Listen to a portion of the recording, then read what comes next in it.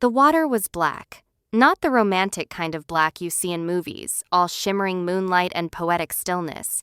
This was the kind of black that swallowed things whole. The kind that didn't give them back. Zara Bennett had maybe 30 seconds before it swallowed her too.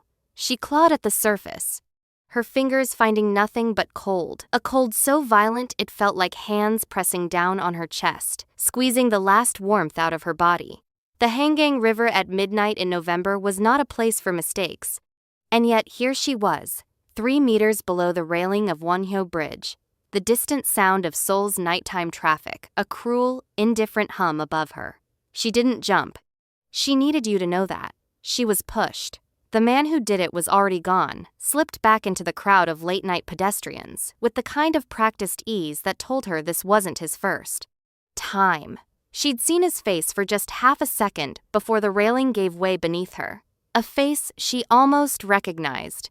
A face connected to a past she had come 9,000 miles to escape. But escape, Zara was learning, was never really a destination. It was just a head start. Her coat was dragging her down. Wool. Heavy. The kind of coat she'd bought at the Dongdae Moon Market 3 weeks ago because Seoul Novembers were nothing like Atlanta Novembers and nobody had warned her. She tried to shrug out of it, her fingers clumsy and frozen, her lungs already beginning to burn.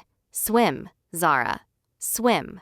She'd grown up in Decatur, Georgia. She knew how to swim. She'd been on the swim team in high school, for God's sake. But knowing how to swim and fighting the Hangang River at midnight in a waterlogged wool coat were 2 entirely different conversations. She broke the surface once, gasped, went under again. The city lights above the water blurred and fractured through the churning dark fragments of gold and white, like broken chandeliers. For one strange, detached second, she thought, this is beautiful. Then she thought, I am going to die in South Korea and nobody will know why. She wasn't wrong about the second part. Not entirely. And then a splash. Not the gentle kind. The kind that came with intent. Someone hit the water 30 feet from her, with the force and precision of a person who had calculated the distance and acted without hesitation. Strong hands found her before she could process what was happening. Stop fighting, a voice said in her ear, low, commanding. English with an accent that was educated, deliberate, like every word was chosen. I have you. Stop fighting. She didn't stop fighting. Not immediately, because strong hands in dark water were not automatically safe hands, and Zara Bennett had learned that lesson in the worst possible way.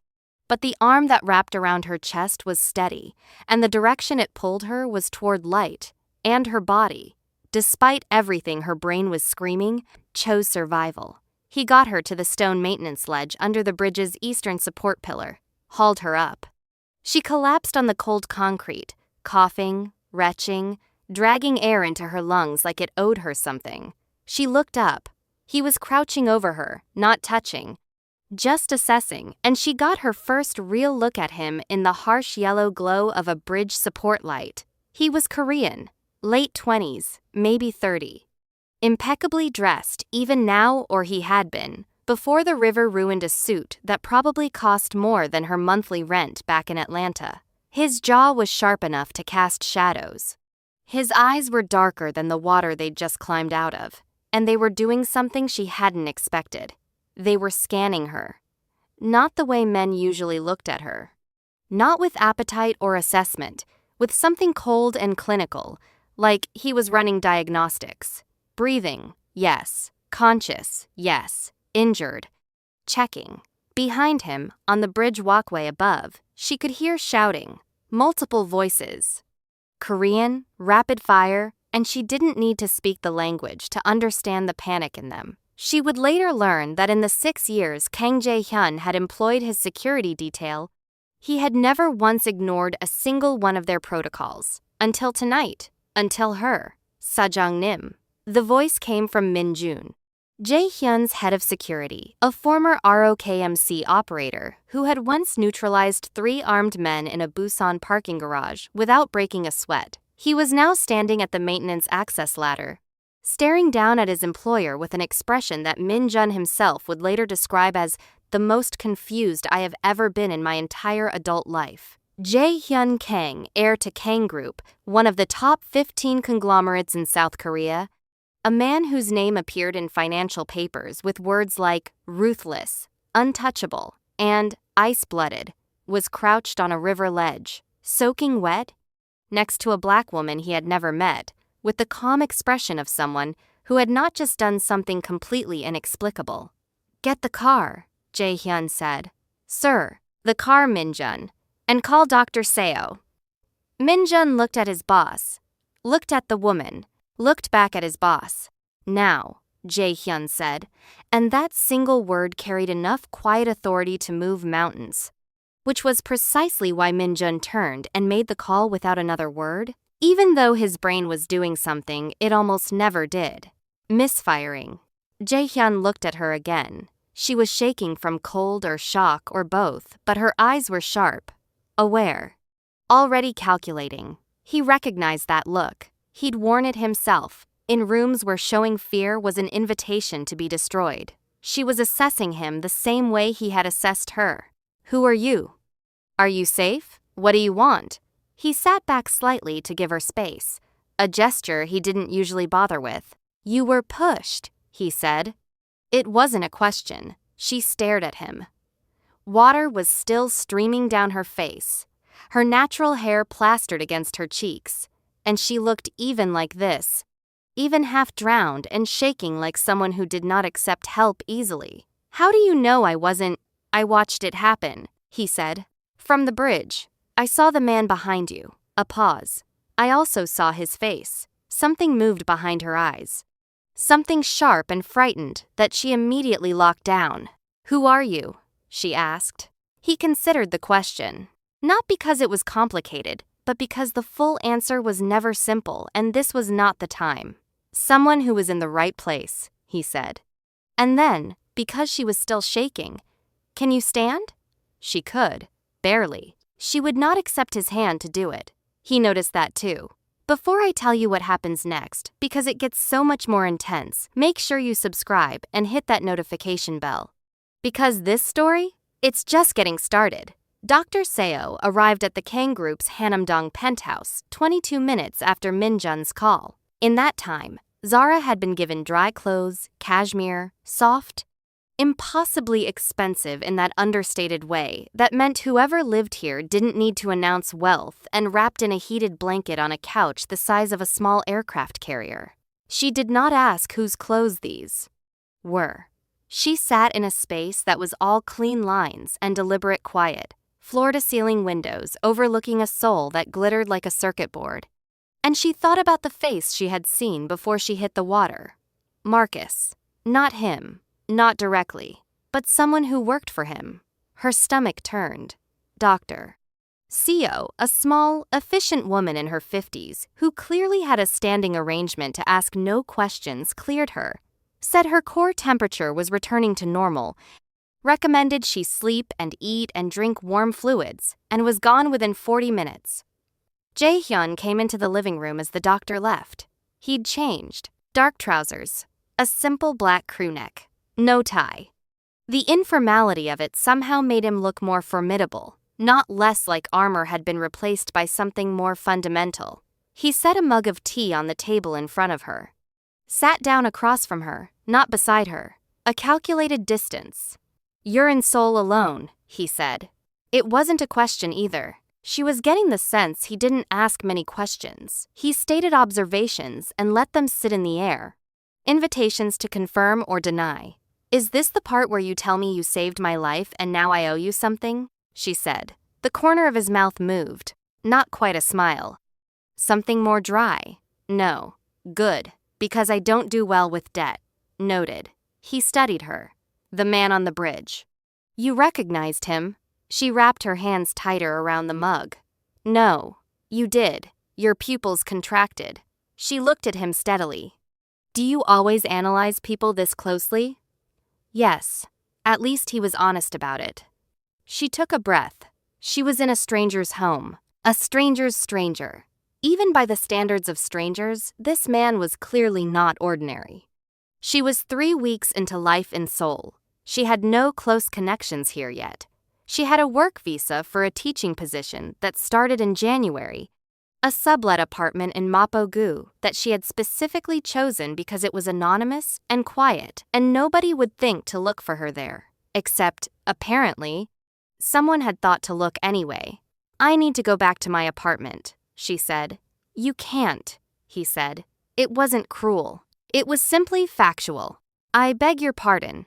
Whoever sent that man knows where you live," he said. "That's where they found you. Going back tonight is not intelligent." She stared at him. He stared back. There was no heat in his gaze, no arrogance, just the flat certainty of someone whose threat assessments were never wrong. She wanted to argue. Her whole body wanted to argue, because she had spent 2 years clawing back the right to make her own decisions.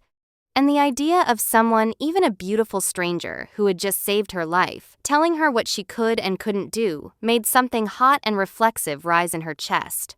But he was right, and she hated that. "One night," she said. "Yes," he agreed. Like he'd already known she'd stay. She didn't sleep. Not really. She lay in a guest room that was nicer than any hotel she'd ever stayed in, and stared at the ceiling. And Marcus Cole assembled himself in her memory piece by piece, the way he always did when she tried not to think about him. She had met him at 24. Fresh out of her master's program at Georgetown, new job at a policy consulting firm in D.C., the kind of fresh start energy that makes you believe the world is full of open doors. Marcus was 32, VP at a defense contracting company, a kind of man that the world had decided was important, and the world's opinion of him had somehow become his operating system. He was magnetic. That's not revisionism. He genuinely was. The kind of man who entered a room and rearranged it. He told her she was brilliant. He told her she was extraordinary. For about 4 months, she believed him, because he seemed to believe it too. Then she moved into his Bethesda townhouse, and the doors started closing. It started quietly, the way these things always did. A comment about a friend he didn't like. A preference stated so calmly it didn't read as control. "I just think you're better than those people, Zara. You deserve better surroundings." She thought, he wants the best for me. She didn't yet understand that the best was a cage that looked like a gift. By the time she was 2 years in, she had changed jobs, his suggestion. Given up her apartment, his suggestion. Lost contact with her 2 closest friends, his doing, though she hadn't understood that until later. She was in his world, surrounded by his people, playing a role in a narrative he had written before they'd even met. The brilliant, striking girlfriend who reflected well on him at events and was manageable at home. Manageable. God, she hated that word now. The first time he grabbed her arm hard enough to leave marks, he cried about it afterward for 40 minutes. She comforted him. That was the thing about that stage of it. She spent more energy managing his remorse than processing her own pain. The second time was different. The third time, she understood she was in danger. But he was connected. Powerful. He had relationships with people who made problems go away. She had watched him do it to others. Small erasures so smooth she'd barely noticed them at the time. She knew, with the specific calculus of a woman in her position, that simply leaving was not going to be the end of anything. So she planned. 3 months of planning. Moving money slowly, carefully. She'd kept a single account he didn't know about, rebuilding it fractionally over the course of a year, collecting contacts who were outside his network, getting her credentials back in order. And then an opportunity. A 3-year English teaching certification valid in South Korea, a country where his network had no reach, no roots, no leverage. She'd left on a Tuesday, didn't tell anyone except her mother, and only once she was already at Dulles. She had made it 9,000 miles, and someone had found her in 3 weeks. She pressed her hands flat against the silk pillowcase and forced herself to breathe through it. He had resources she didn't. He always had. But she was still here, still breathing, still fighting. She woke to the smell of doenjang jjigae. For a moment, in the fog between sleep and consciousness, she forgot where she was. Then the room resolved itself. Cream walls, expensive quiet, Seoul glittering 60 stories down, and she remembered. She followed the smell to the kitchen. Jae-hyun was at the stove. He had the kind of kitchen that was designed to communicate wealth rather than function, which meant it was enormous and underused, and he was moving through it with a focused, precise economy that suggested this was not unfamiliar to him, but not quite habitual either, like a man who knew how to cook but rarely bothered. He didn't turn around when she came in. "Miso-based soup," he said. "Fermented soybean. There's rice in the cooker. Sit." She almost said, "I'm not your employee." She sat instead, because she was hungry and tired, and choosing battles was something she was good at. He set a bowl in front of her, sat across from her, again, at a careful distance, with coffee for himself, not the soup. She noted that. "You didn't eat," she said. "I eat early." She looked at the soup, looked at him. "Did you make this for me specifically?" A beat. "You were hungry." It was logical.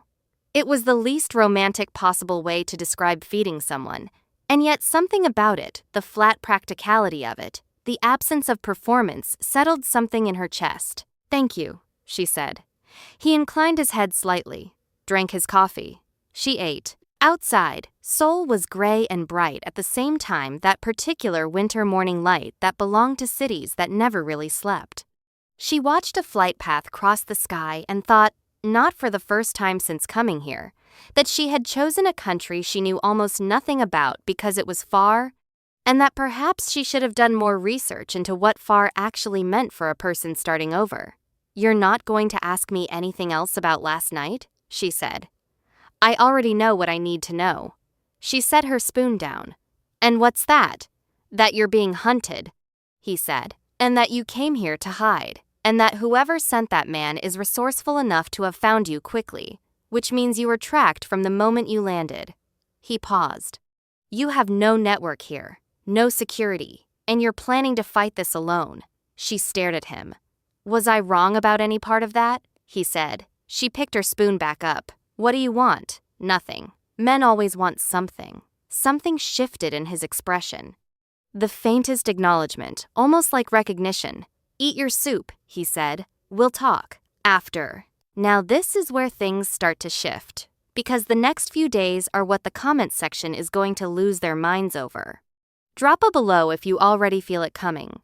She stayed 3 days, then a week, then she stopped counting. She told herself it was practical. Her Mapo apartment was compromised. Until she understood the threat better, moving back was an invitation to a repeat of the bridge. She told herself she would leave as soon as she had a plan. What she didn't tell herself was how the days had begun to have a texture she hadn't expected. Jae-hyun rose at 5. She discovered this on the 3rd morning when she couldn't sleep and found him in the kitchen doing exactly what she had interrupted the first morning, moving through a preparation ritual. Coffee already brewed, something small and precise on the counter. He didn't seem surprised to see her. He poured her a cup without asking. They developed a pattern, which was strange because neither of them seemed like pattern people. Mornings, coffee, silence, the city waking below them.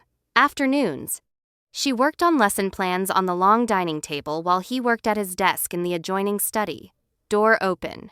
She could hear him phone calls, brief, controlled, in Korean and occasionally Japanese, and the sound of him working, for reasons she didn't examine, made it easier for her to work too. Like the frequency of a focused mind nearby was its own kind of ambient sound. Evenings were where things got complicated, because Kang Jae-hyun, who was by every external metric a man with no domesticity, cooked. Not elaborately, not showily, but with the same careful precision he seemed to bring to everything measuring spoons actually used, timings kept in his head, tasting done with the focused expression of a man solving a problem rather than enjoying a process. And he began, without comment, to ask her things. "You don't eat beef." "I don't," she said. "Religious?" "Personal. Long story." He nodded, adjusted whatever he was making without asking for the story. She found herself wanting to give it anyway. She taught him 1 word of English slang per day, not officially, just as observations she'd let drop, and he'd repeat them with the gravity of someone adding to a database. He taught her Korean in return, not the tourist phrases, but the real ones, the ones that meant something in context, and he corrected her pronunciation with a bluntness that should have been rude and somehow wasn't. "잘못 했어요," he said once, which she had learned meant that was wrong. "알았어요," she said back. "I understand," which she'd been practicing. He looked at her. Something moved across his face that she was starting to be able to read as surprise that he was choosing not to show. "Better," he said. "High praise," she said. "The highest I give." She believed him. On the 6th night, she woke up from a nightmare. The bridge, the water, but Marcus's face instead of the stranger's, and sat in the kitchen at 2 in the morning, hands wrapped around nothing, trying to regulate her breathing with the techniques her therapist back in DC had given her. She didn't hear him come in. He sat down across from her, in the dark, and he didn't say anything. He didn't ask what was wrong. He didn't turn on the lights. He simply put a glass of water on the table in front of her like he had just been awake and happened to notice she was there, though she suspected neither was true. They sat in the dark kitchen for 20 minutes, not talking. It was the most understood she had felt in years. On the 8th day, Minjun came with a folder. Zara was in the living room. She watched Jae-hyun take it, watched his face do nothing, absolutely nothing as he read, and she had come to understand that the nothing was the tell.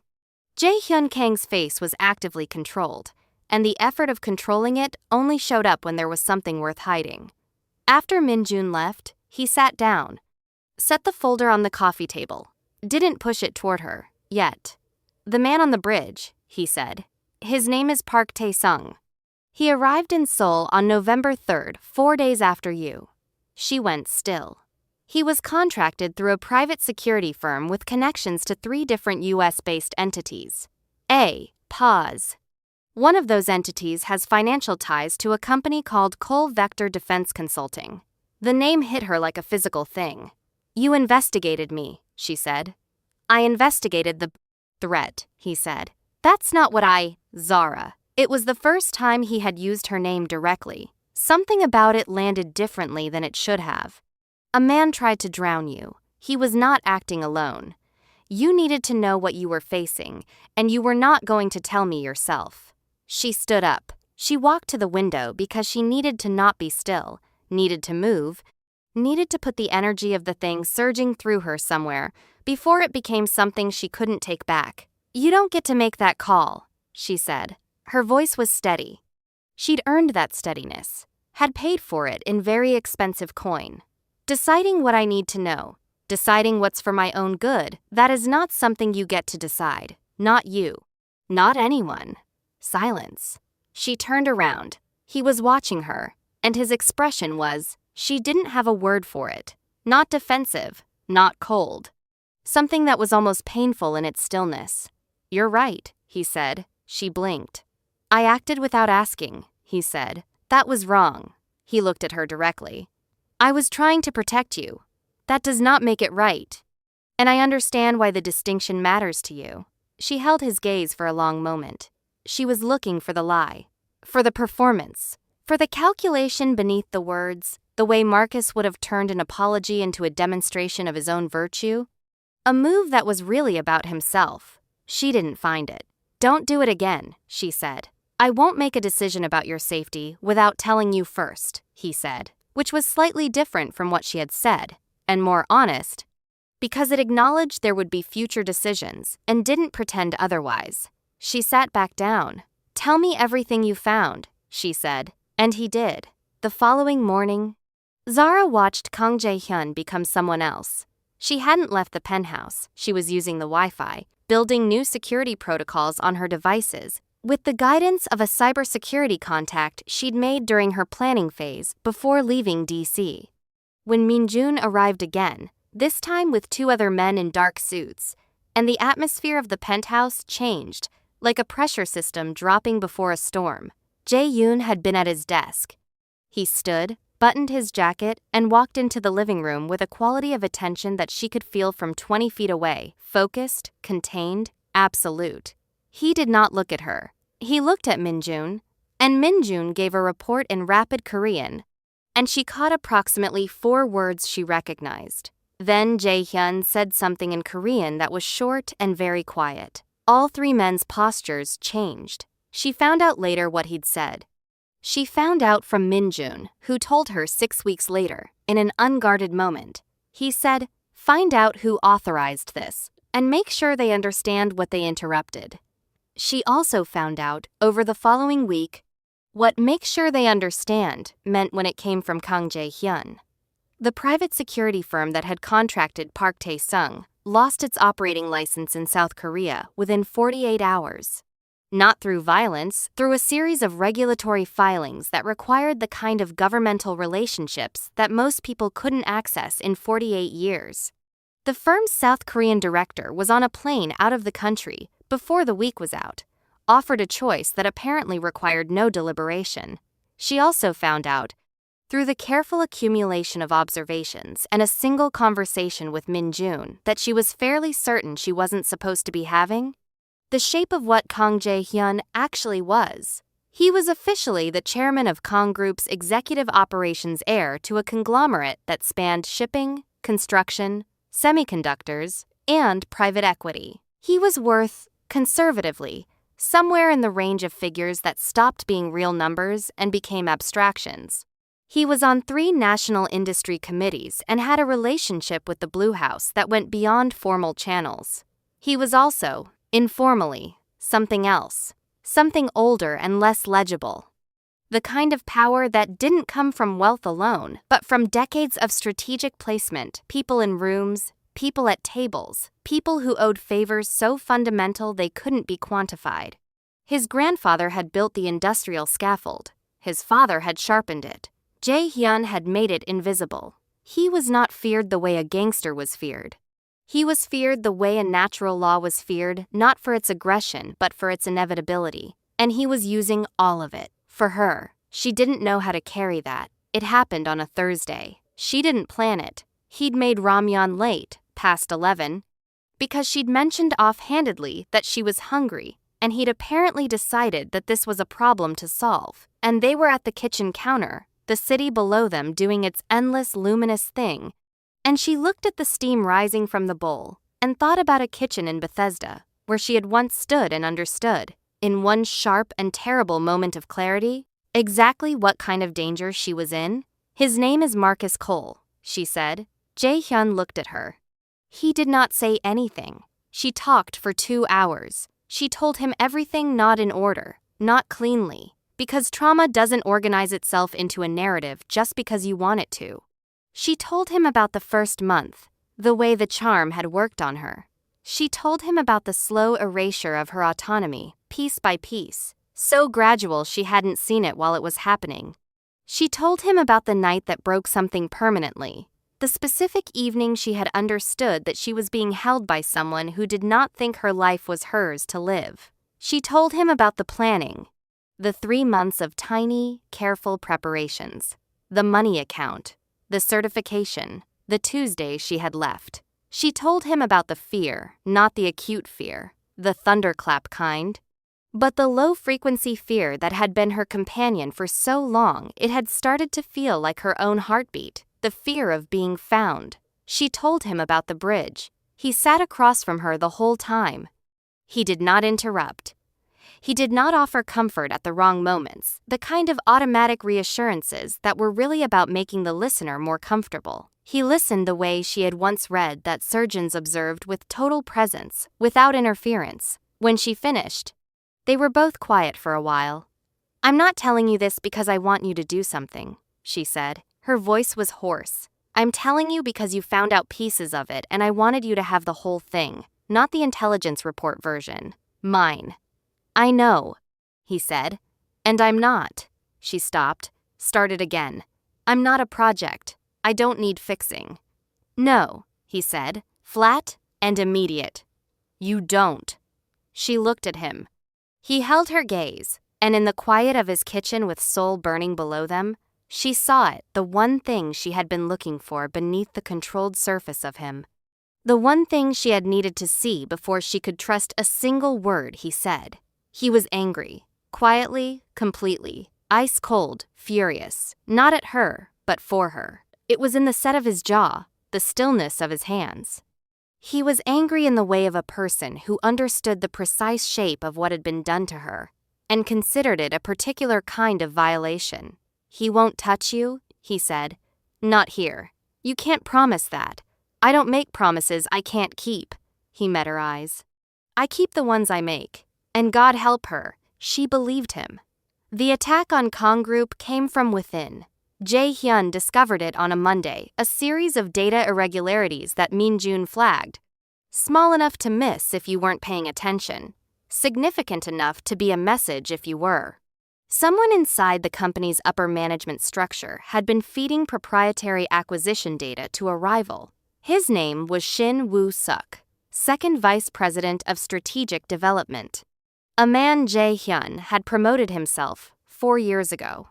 "He came to me," Jae-hyun told her that evening, not because he needed to tell her, but because she was there, and he was. She noticed beginning to process things differently when she was in the room. "I trusted his judgment. That happens," she said. He looked at her. "Not to me."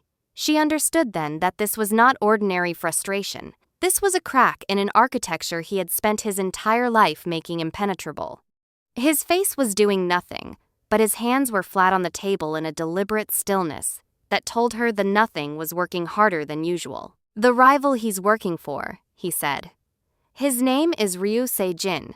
He's been trying to dismantle our shipping division for 3 years. A pause. He knows I have you here." The floor shifted slightly under her feet. "How?" "Shin." Jae-hyun's jaw tightened fractionally. "Ryu Se-jin is also, we now know, in contact with parties in the United States with a shared interest in your situation." She was quiet for a moment. "Marcus," she said. He nodded. She felt the pieces connect with the slow, terrible logic of things you don't want to be true. "They found each other," she said. "They're working together. An enemy of mine and an enemy of yours," he said. "They have complementary resources and a shared objective." He looked at her. "The objective is leverage. Over me, they think. Through you." She stood up. "So me being here made this worse?" "No." He said it sharply, the sharpest she had ever heard him. "This is not on you." Ryu was already looking for a weapon. "He found one that was already aimed at you." He stood too. They were standing across the kitchen island, facing each other. "You leaving doesn't neutralize me. It just removes the only thing I'm currently interested in protecting." The kitchen was very quiet. "That was almost a compliment," she said very carefully. Something moved in his eyes. "I'll try to be more precise next time," he said. The corner of her mouth moved before she could stop it. His did too. It happened after the threat level escalated, and then, for 48 hours, went silent. The silence was worse. Min-jun had said so. She'd agreed before she understood the full implications. They were both awake at midnight again, this time not by accident. They were at the kitchen counter with tea and the intelligence documents spread between them, going over the timeline of Ryu Se-jin's movements, and she reached across him to point at something on the map and her hand brushed his, and they both went still. It wasn't a slow build. It was an arrival, the kind of thing that had been inevitable, and both of them had been too careful to acknowledge. She looked up. He was already looking at her. "If this is something you need me to step back from," he said, with the kind of control that told her it was costing him something. "Tell me." She thought about every version of this she'd ever gotten wrong, every moment she'd confused attention for safety, every room she'd stood in with Marcus, when what had looked like desire was really ownership with better lighting. She looked at Jae-hyun's hands, still on the table, open, waiting. Not reaching. "I'll tell you," she said, "if I need you to stop." He kissed her. It was not tentative. He was not a tentative man, and she didn't want a tentative kiss. She wanted the real thing, the honest thing, the thing that didn't perform itself. His hand came up to her jaw, deliberate and steady, and she felt the difference between being held and being held. The difference that lived in intention, in respect for the person inside the gesture. She kissed him back. Outside, Seoul carried on being enormous and indifferent and brilliant, and inside the kitchen of the highest floor in Hanam-dong, Something that had been building for 3 weeks arrived, finally, at its own shore. Comment below, are you Team Zara and Jaehyun? Because I need to know I'm not alone in this. The peace lasted 4 days. Then Marcus called. She was alone in the apartment, Jaehyun, in meetings, when her phone rang with a number she didn't recognize. She almost didn't answer. She answered because the area code was Seoul and she was expecting a call from the school district about her January start date. You look good, Marcus said. Seoul suits you. The cold that moved through her was different from the river. The river had been chaos. This was deliberate. You're here, she said. Close, he said. Doesn't matter where. What matters is that we should talk, Zara. Before this gets complicated, we're done talking. Her voice was even. She was proud of her voice. See, that's the problem. She could hear him smiling, could hear the exact quality of it. The manufactured warmth over the steel.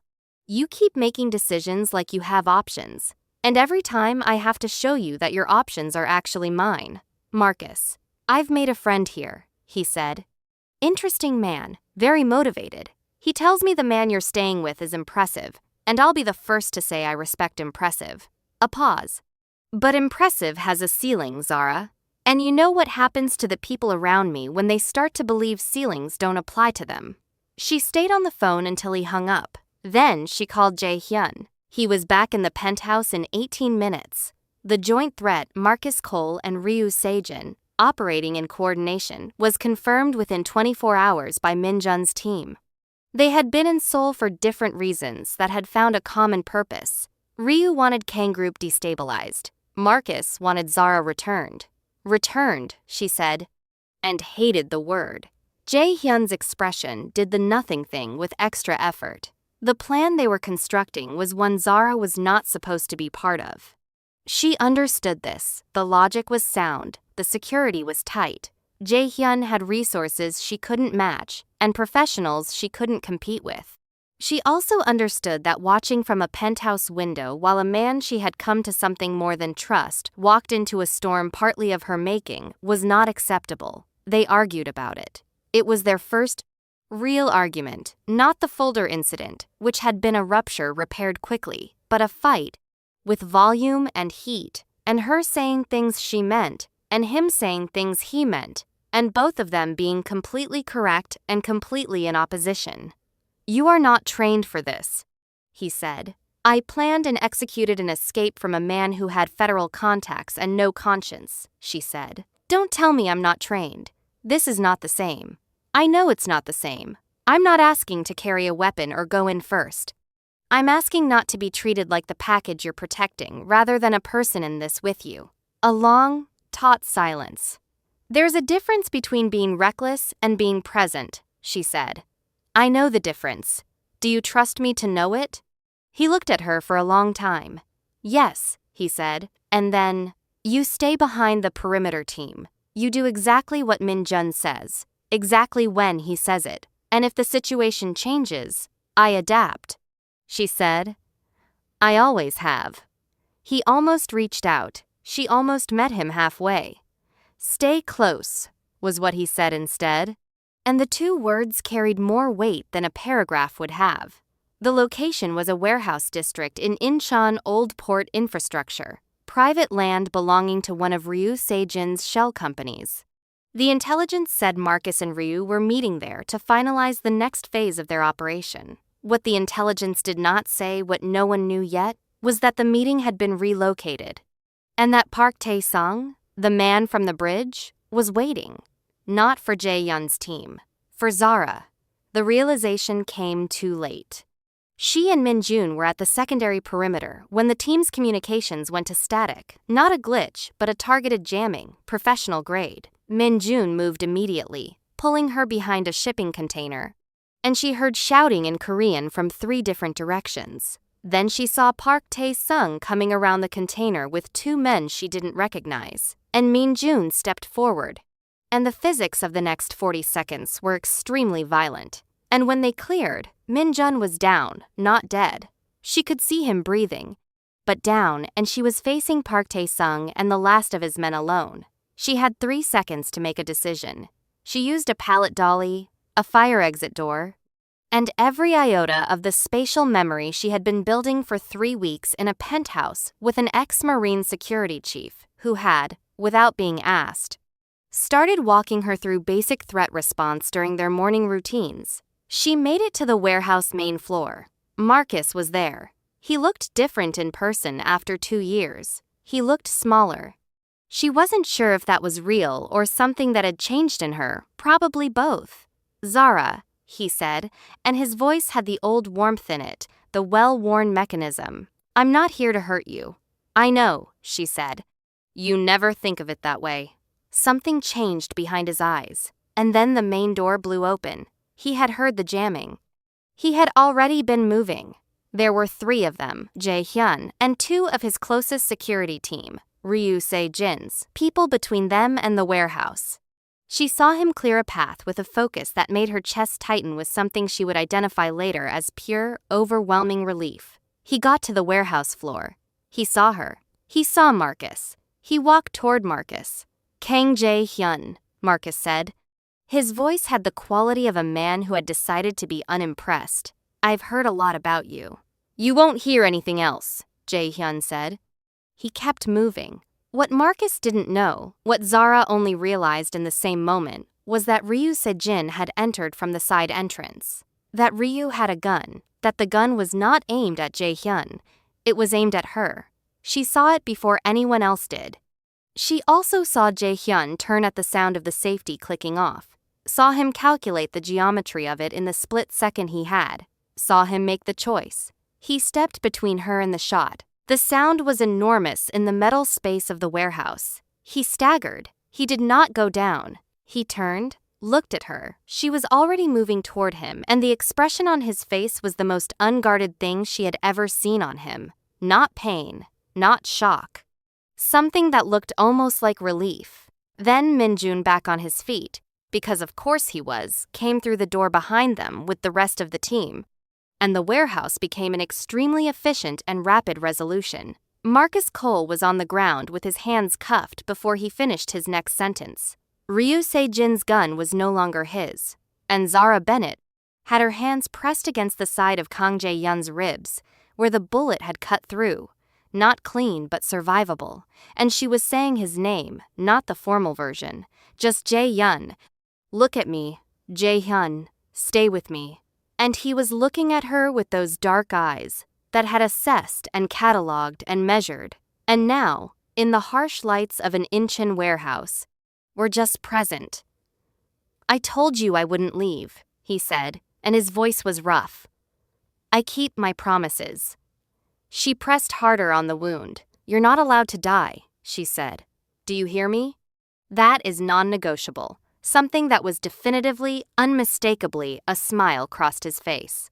"Noted," he said. The hospital was private.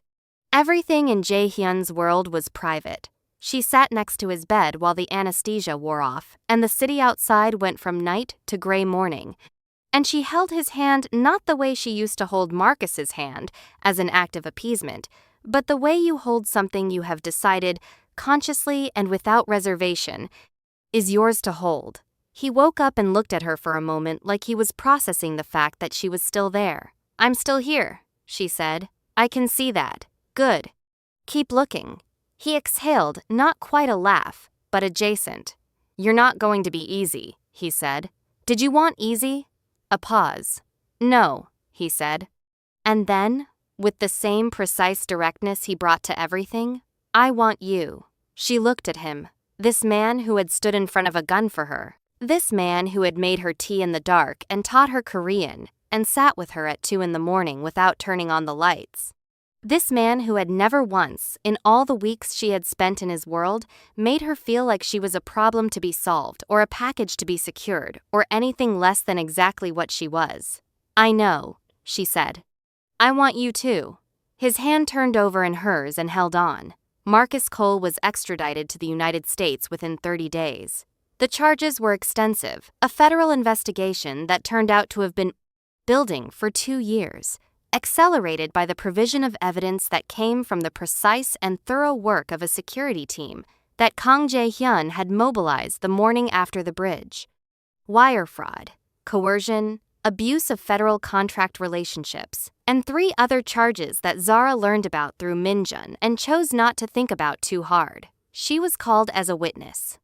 She gave her testimony in a pre-recorded video deposition, clear and exact, and she did not cry, and she did not shake.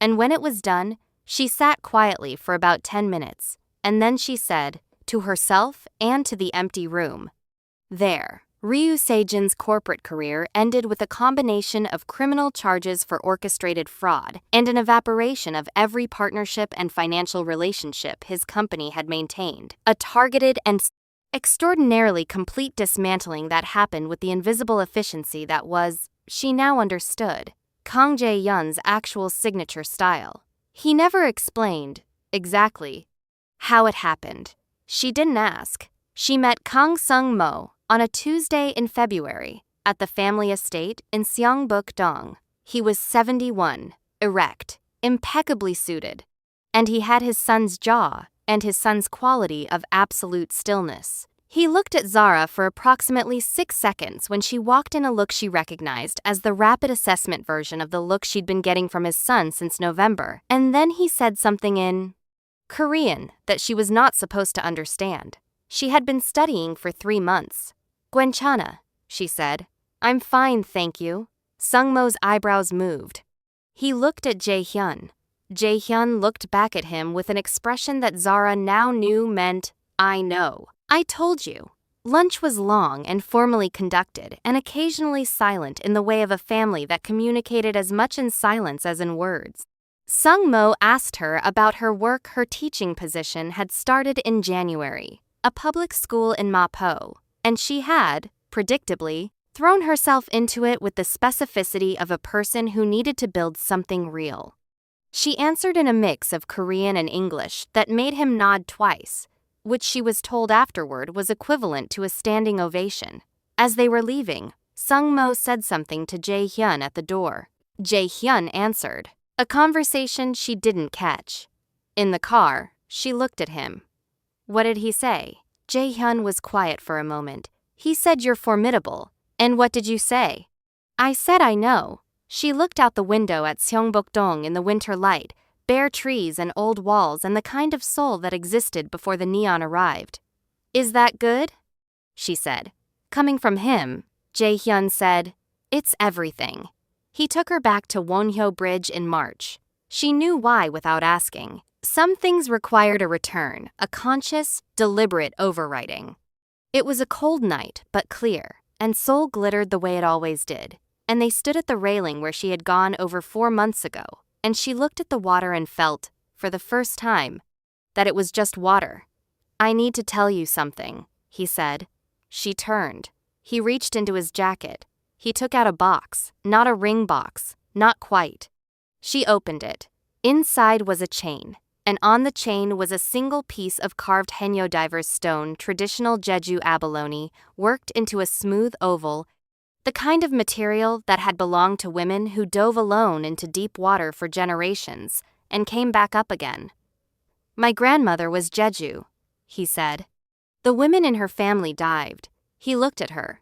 "I wanted you to have something that was about surviving the water, not being saved from it." A pause. "You saved yourself. I just got to you before you were gone." She looked at the stone in the box. She looked at him. She had left Atlanta with 3 checked bags and a conviction that she was done with the version of herself who needed to be loved to feel real. She had come here to be small and quiet and anonymous, to take up a little space and put herself back together in private. Instead, she was standing on a bridge in Seoul at midnight with a man who had given her a diver's stone and meant every word of it. "I'm not going anywhere," she told him. "I know," he said, and then, "Neither am I." She put her hand up to his face. He turned into it. "Saranghae," she said. She'd been holding on to that one. Something in him, the last, deepest wall. The one she had suspected existed since the first night let go. He covered her hand with his. "Nadu," he said. "Me too." 3 months later, a morning like other mornings. Coffee before the city woke up. Seoul beyond the windows. An ordinary miracle. Her lesson plans on the table, his work at his desk, the sound of a household that had become quietly, irreversibly theirs. She was grading papers when her phone buzzed. An unknown number. Not unusual enough to worry about, she'd had new contact requests since the case wrapped, and reporters occasionally tried new angles.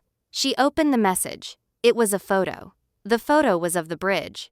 At night, taken from a distance, with the long eye of a telephoto lens. It was dated the previous evening. In the photo, two people stood at the railing. A woman with natural hair, and a man with his hand over hers. Her breath stopped. Below the photo, 3 words. I've always known. The phone buzzed again. This time, a second image. No bridge, no faces, just a folder on a desk, and at the top of the folder, a name she didn't recognize, and beneath the name, a single line of typed text. Operation Haneo. Pays 2. Authorized. She stood in the kitchen where he had first made her soup. The city was brilliant and ordinary below her. Somewhere in the apartment, she could hear him moving. The particular quiet cadence of him, the most familiar sound in her world now. She looked at the photo again. The stone diver's piece was warm against her collarbone. Whoever was watching them had been watching from the beginning, and they weren't done yet. To be continued. Drop a like if you want part 2. Tell me in the comments, what do you think Operation Hainyo means? Comment your theories below, and if you're new here, subscribe now because this story is just beginning. Written and narrated with love for every woman who left, and every person who learned that being saved and being strong are not opposites.